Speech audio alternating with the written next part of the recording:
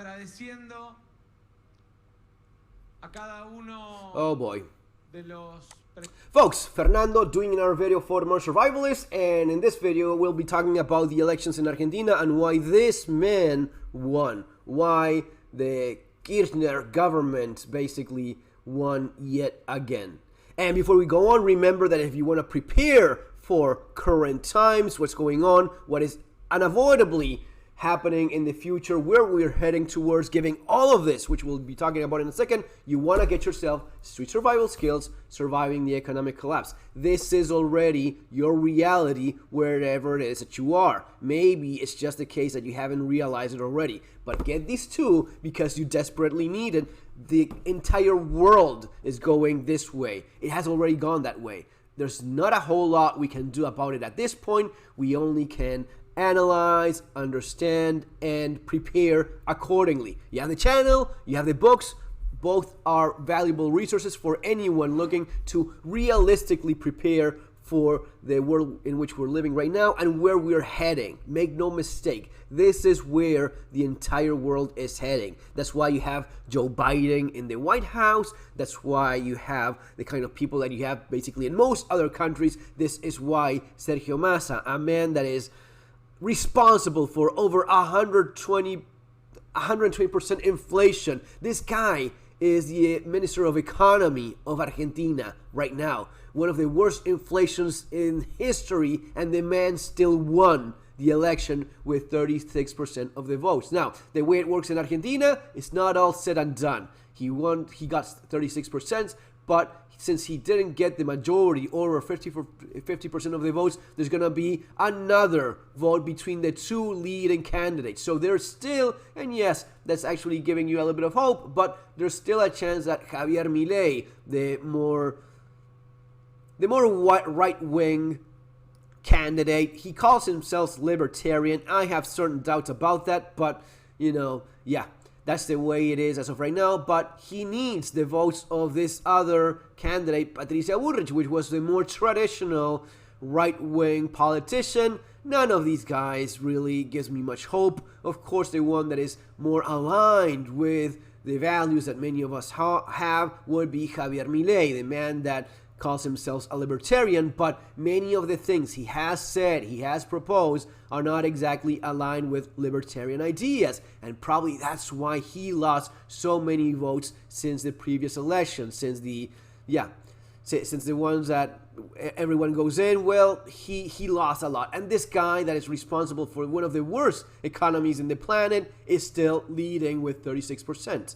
Now, why is it that I'm saying that he's not really, for example, stuff like this candidate of his, this woman that apparently had some kind of relationship with him, well, she's proposing getting rid of paternity. Basically, you have 2 weeks to announce to your partner that, hey, I'm pregnant, and he has a right to say, well, I don't want to be a father, so you take care of that kid. What happens if the mother says, I don't want to be a mother either? Okay, let's just get rid of the kid. So even though he claims to be libertarian and claims that you have to respect the rights of all people above everything else, well, how can you be against abortion and yet be in favor of renouncing paternity in consensual relationships?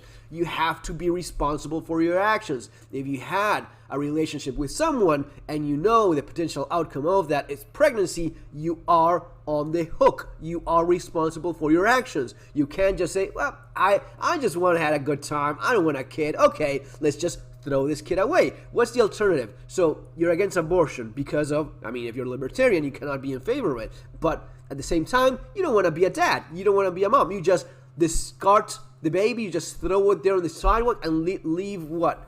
A child to die on the sidewalk, on the street? Or the government has to come in and take care of your own mess? It is such a stupid idea that it is shameful that she even thought of it, let alone say it out loud, and even worse, propose it in her political sphere, and it went ahead. So this is why he lost. So, and this is just one more example of the many things in terms of the economy, exactly what he plans to do, how is it that he's supposed to do that. So many questions that are unanswered. And besides that, an extremely aggressive attitude towards anyone that is not in his own party, which yeah, you can respect that, but there's a point in which you have to understand. If you are part of a political system in which you have people that are definitely more aligned with you, which would have been the case of Patricia Bullrich and Juntos por el Cambio.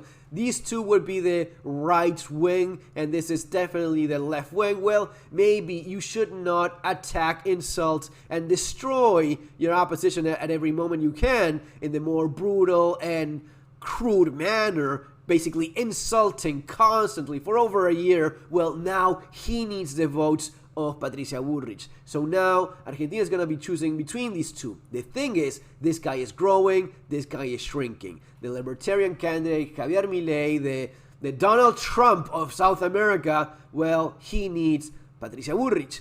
And we will have to, these guys, left-wing, commies, these are all going to this guy here. So he needs basically over 95% of the people that voted for Patricia Bullrich need to say, okay, I'm okay with you calling me a scumbag, calling me a commie, calling me absolute crap, the worst of the worst, garbage.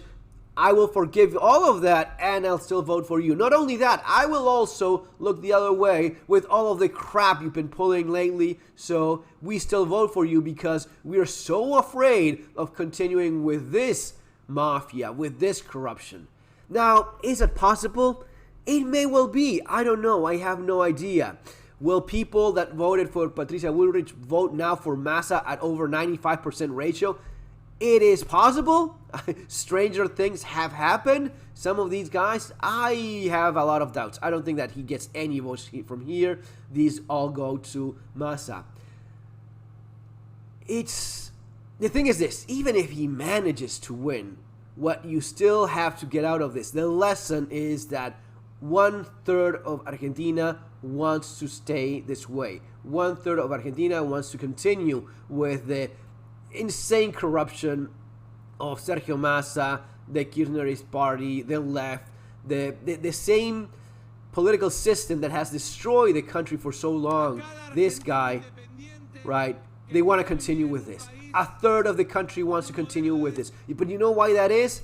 This is not all that different from the United States, guys. That's what I mean by we're all in this together. We're all screwed together. Why is it? Well, first of all, in Argentina, criminals actually vote, which is something that should not happen, but it's the way it is. So in Argentina, you have all criminals voting for Sergio Massa, the guy that puts them out on the street. If you're a criminal, you definitely vote for Sergio Massa. The Kirchnerist party, the Justicialista, Peronista, whatever crap you want to call it, is populist left wing. You vote for that. Now, if you are living off the state because you have your kids, you have your entire family hooked up to the state for welfare, you vote for Sergio Massa. If you are stealing from the state, you vote for Sergio Massa. If you're making millions by leeching out of the state, you vote for Sergio Massa. So it is basically impossible. Even if Javier Milei manages to win, 1/3 of the country definitely wants to continue the same old way. That's a big if. I see it very difficult. I have my doubts about any chance that Javier Milei has, especially the way things have been going lately. But man, it is the way it is. And you understand perfectly what I mean. You see this in the United States with Joe Biden. You see this with all of the politicians that you wonder, how the hell is this guy still getting votes? Well, there you go again. Folks, that's going to be all for now. See you on the next video. Take care.